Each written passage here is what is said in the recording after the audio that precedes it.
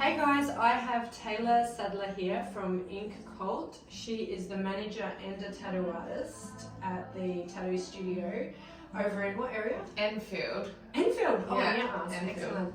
And we wanted to do a little Q&A for you because we do get so many questions about the comparison between body art and cosmetic tattooing, and Taylor actually does both. So I thought she would be the best person to talk to. So I'm just going to start with our questions that we had. How long do you, or in general tattooists, practice on latex before you go onto human skin? It's really a case by case. So some people in their apprenticeship can take a year to get into real skin, and then some people can take 10 years.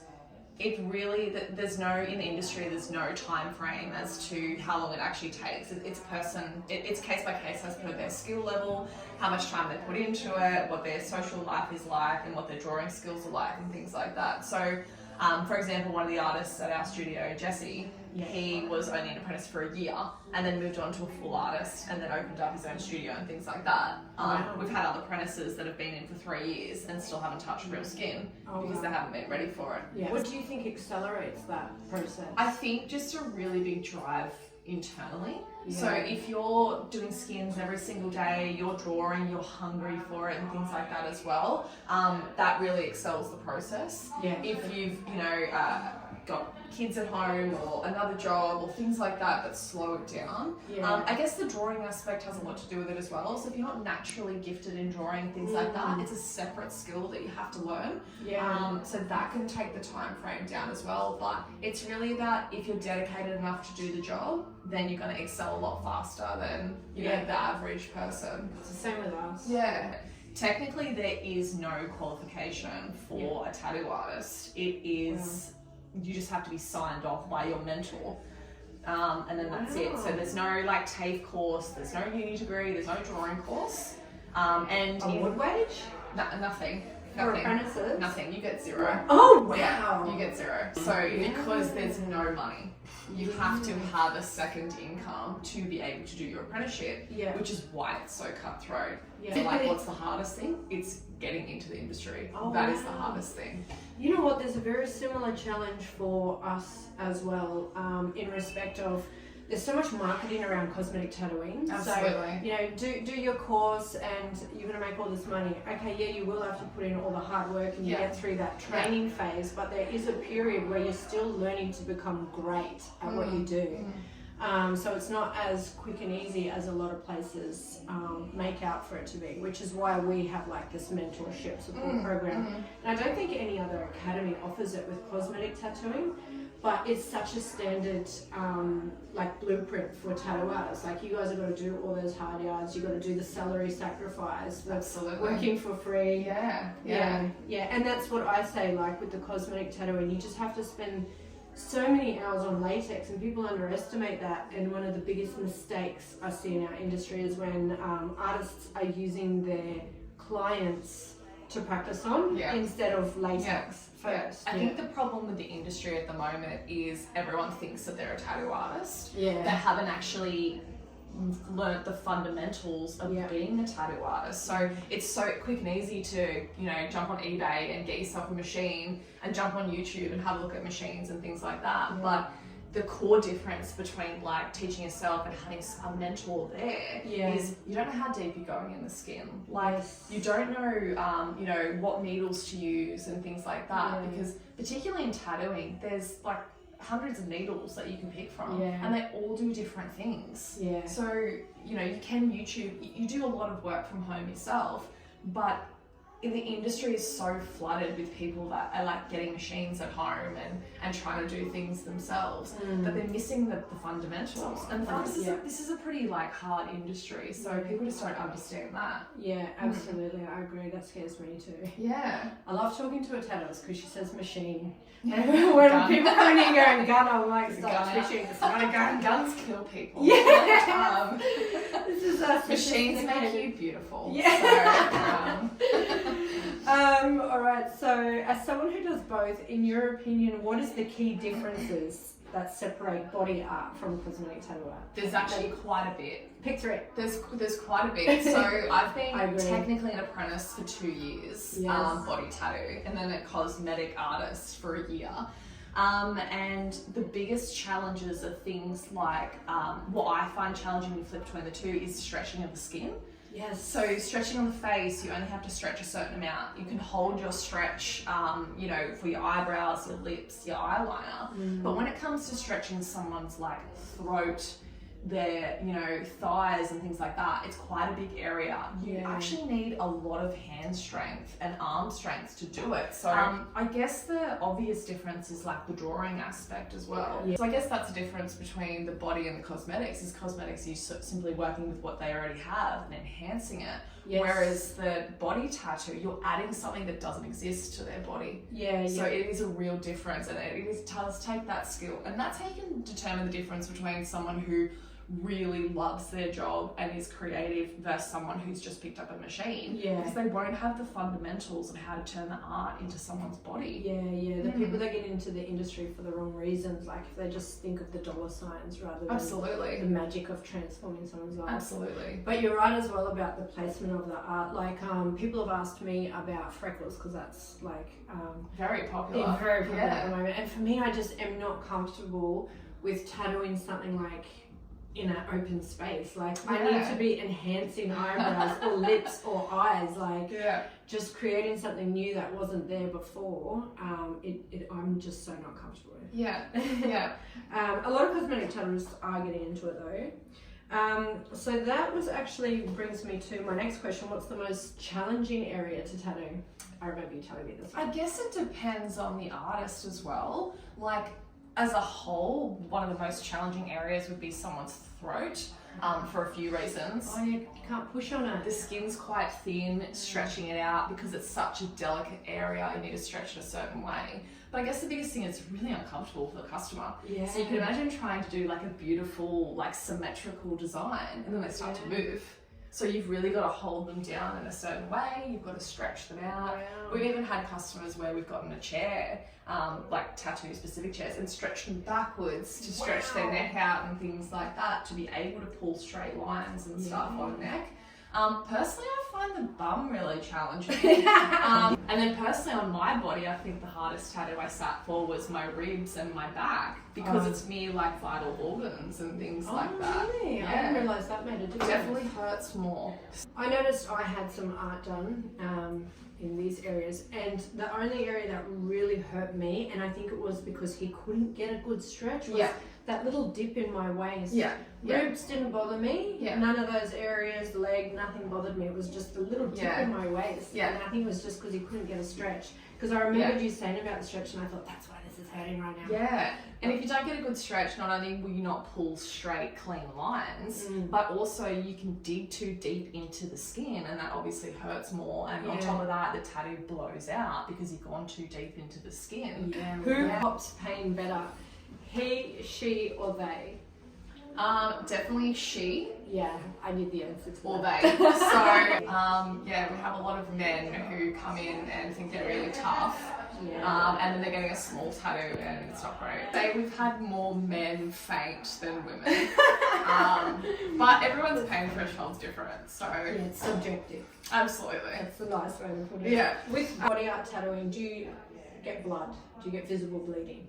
You do. Obviously, if you go too deep in the skin, you're going to bleed more than it being superficial. But because you have to go 3.5 mils in the skin versus the 2 to 2.5 for cosmetics, it is that deeper tissue layer that you have to go into. So it's definitely like more wiping and more precise in how you're doing it. But it's definitely going to be up to the artist and what they know. Because as you know, if you go too deep, you're going to bleed more and things like that. If you overwork the skin and stuff like that as well, you're going to bleed more and things too. Like if they have like even just Nurofen beforehand, because it's a blood thinner, you know, that can come out in the tattoo and things like, well, certain medications and stuff like that too. Certain areas of the body will bleed more as well.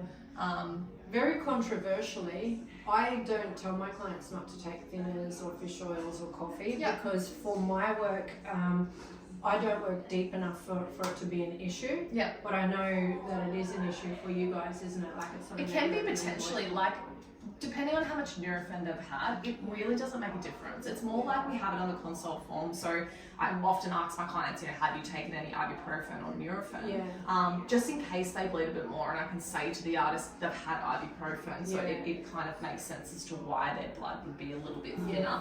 Are there any like contraindications to get the body tattooing done? I guess apart from the obvious, like if you're going through cancer and cancer treatments and things like that. Is there a Accutane a problem? I think it's more just like if your body is healing from something major, you don't want to be getting a tattoo. As much as I love to sell my business, a tattoo is such a luxury thing. Yeah. Everyone wants a tattoo, you don't need a tattoo. If you're healing from cancer, you need to heal from that. So particularly, it's all a case by case as to what the artist is comfortable to do. But for ourselves, if you're going through a major recovery in your body, we would turn you away on the basis that we prefer to look after the client than to take their money from them. Obviously, like people that are pregnant, we wouldn't touch. Yeah, of course. Same as us. Obvious reasons, breastfeeding as well. And I think people don't understand the breastfeeding one because they've given birth to the baby. But what we have to explain is that anything that goes through yourself will go through your milk. I guess the less obvious ones that people don't know is like differences in the skin. So if you have like moles and things like that, or anything that we would consider to be unusual, the artist will either not tattoo in that area or they'll tattoo around it. Because again, we don't want to risk cancer or anything like that. We're not medical professionals. If we think that something doesn't look right, we won't touch it. Purely for the safety of our customers and things like that too. We also don't know how the ink's going to take within that spot as well. We have a lot of people come in with birthmarks and things like that, and some can be tattooed and some can't. Just simply because the ink won't actually go into the scar or into the birthmark.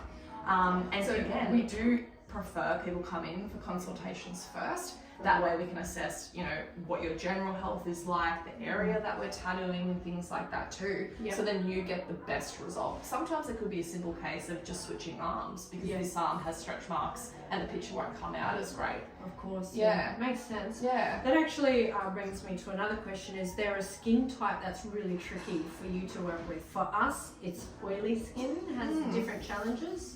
Is there a skin type for you guys? I guess it's the opposite to us. So the difference between the tattoo body and the cosmetic tattoo is body, the ink that we use is oil-based. So your body doesn't break down oil as quickly as something that is water-based, which is like the cosmetic. So if you have oily skin, it almost benefits you to get tattooed because we're putting oil into the skin anyway within the actual ink. It's the dry skin that can be a bit more challenging because you have to keep it moisturized while you're still tattooing as well. Particularly with dry skin and the healing as well, can take longer to heal because a tattoo needs to be moisturized 3 times a day. So, you're not taking off scabs and things like that. Like, it has to almost be at some sort of moist to actually let it heal in the skin properly. But definitely dry skin can be a complication when it comes to tattooing. Makes sense. Same for us as well. And even using products while we work, like the numbing products really dry the skin out. And we have to add nourishing balms like in Glide and After Inked and stuff while we work to kind of rehydrate that skin and help it create the right environment for our pigment to get in there. Industry icks for you? This is a big question. I guess it's like a 2-part question. So the first ick would be people that are buying these machines online and coming into the industry with little to no knowledge.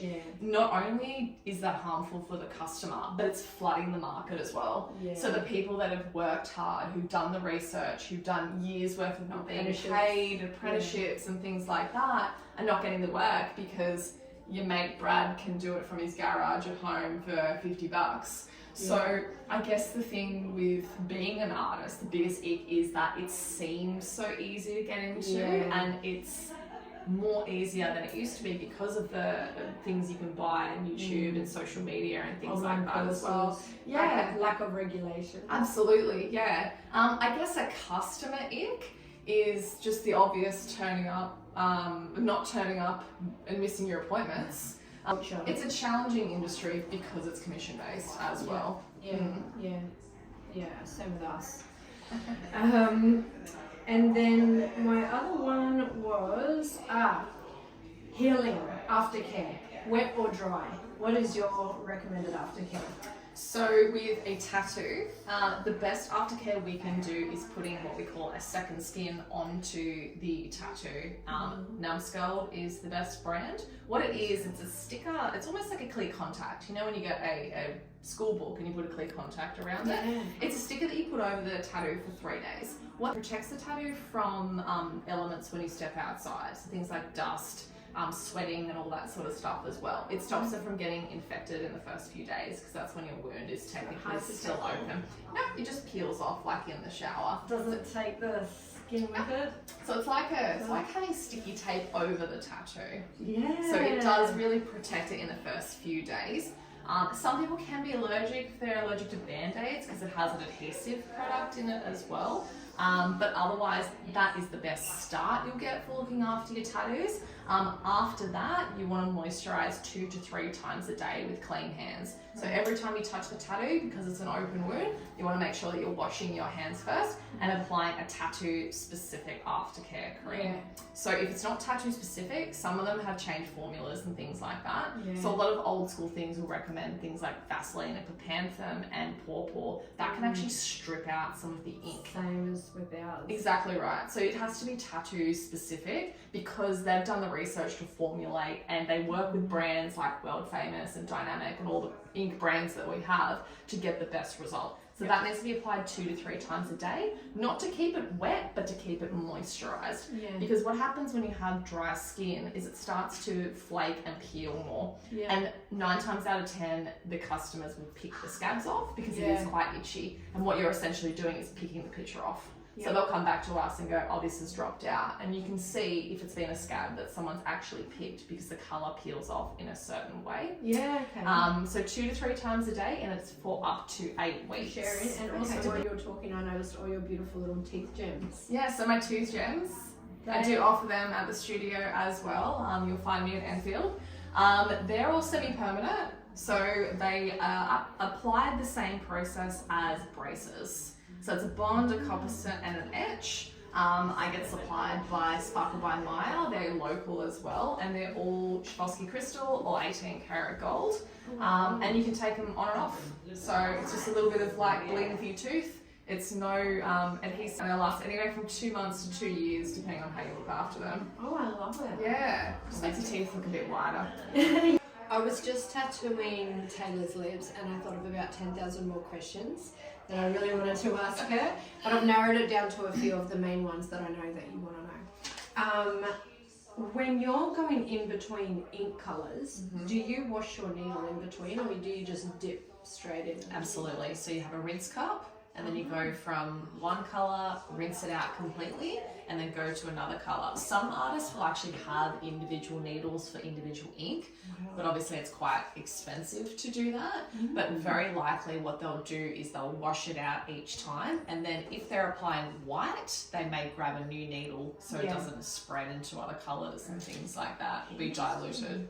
And in your rinse cup, is it just tap water? No, so it's all purified water. I'm curious about your needle hang. Like, do you like the hang out to be quite far or back? It depends on the artist. So a more precise line, you'll have the needle hanging out a fair bit, but you have to have a lot of control in the needle. So a lot of beginners and things like that will pull the needle back and run along the tube, just because it is easier to obviously hold and get quite a good line, but it's never going to be as precise as hanging the needle out a bit further, just as long as that artist can see the needle and exactly where they're going. Needle hanging out is always better. Okay, awesome. Yeah, similar with me, I like to have my needle out quite far, but if I have it out too far when I'm shading, it's like the pigment's not hitting the skin fast enough, and it just sort of traumatizes it, so I've got to mess around with it a little bit. tattooing angle. Do you guys tattoo at like 90 degrees to the skin or on an angle? 45 actually.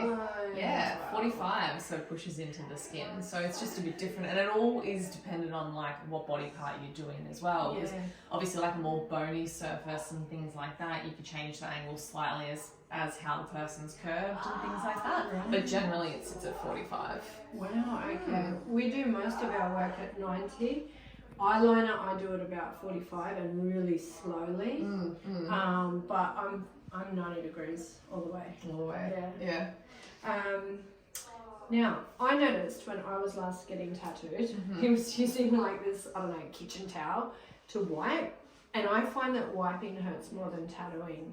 What do you use? So we only use Viva because every other paper towel, once you put water on it, breaks really easily. Right. Plus I find Viva's a little bit softer as well. But paper towels is always good because everything we like single use, just cleaner and all more sanitary and things like that too.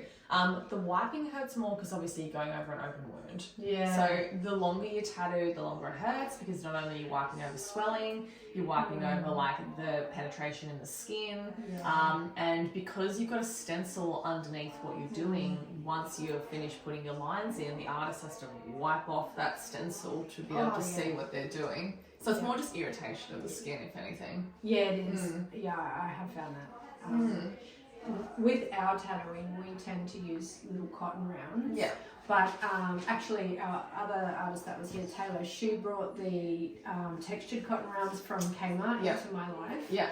And I find those were game changing, but that more textured surface was a little bit more harsh because our clients are used to us just using some really delicate like flat rubber and cotton rounds and stuff. Yeah. And I always wet the skin before I wipe, especially on eyeliners. Like I pretty much dab. I don't even really wipe. I dab because it's a battle against the swelling. Absolutely. So the biggest thing is just to wipe it off because obviously you've got the stencil underneath and things like that. So really a lot of wiping is them getting the stencil off so they can see what their work's done and make sure they've got every single line. Yeah. Kind of inspiring me to get another one. Yeah. I'm done for a little while. It is very addictive. Yeah, I agree. Well. All right, cool. That wraps us up. Thank you so much again. Thank you. For the second time around. Thanks. All right.